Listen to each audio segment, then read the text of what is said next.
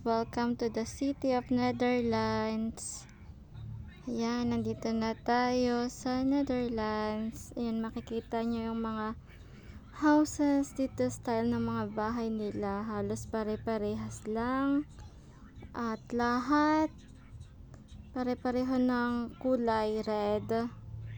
Ayan, napakalinis ng paligid nila. Tapos karamihan na makikita mo dito, puro mga naka-bike. Ang ganda. Pa-summer na dito ngayon guys. Kaya yan, puro green na lahat. Tapos mainit na rin siya. Madami nang nagbabangka, nagbo-boat sa river nila. Mamaya makikita nyo. Ipapakita ko sa inyo kapag nag-stop kami. Kasi ngayon dito muna ako nagbibideo sa loob ng car. Papakita ko muna sa inyo sa window ang mga nakikita ko na view sa labas. Ayan, makikita nyo muna mga houses nila dito. Ayan, yung kalsada nila, mga nagbabike. Sobrang tahimik.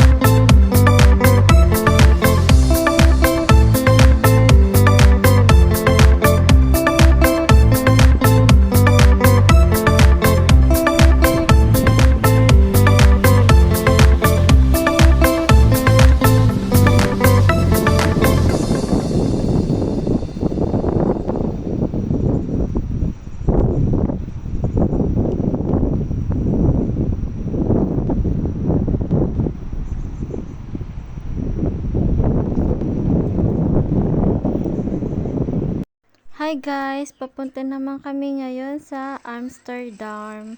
Pupuntahan namin yung Tulips Garden dito, yung pinakasikat sa Netherlands. Tignan natin kung meron pang mga tulips ngayon kasi nag-start ang tulips dito ng spring. Ngayon, pa-summer na dito, baka wala na siya ngayon. Kapag pa-summer na, ibang flowers naman yung mga nakatanim, mga pang summer flowers na.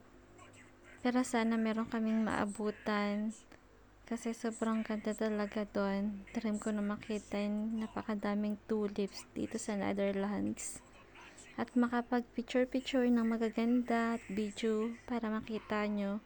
Ngayon, nandito pa kami sa city ng Netherlands. Ayan, makikita nyo pa puro mga houses, building, ayan, mga may mga shop sa gilid. Tapos, hinto muna kami sa souvenir shop para makabili ng souvenir dito sa Netherlands. Yan, makikita nyo, puro mga bike ang mga naka-parking sa gilid kasi karamihan dito, mahilig sila. Mga bike lang, lalo na kung malapit lang pupuntahan mo, mas madali kasi magbabike ka lang.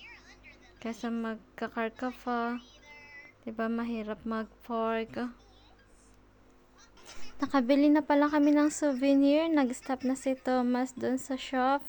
Hindi na ako kumuha ng video doon. Let's go to the Tulips Garden na.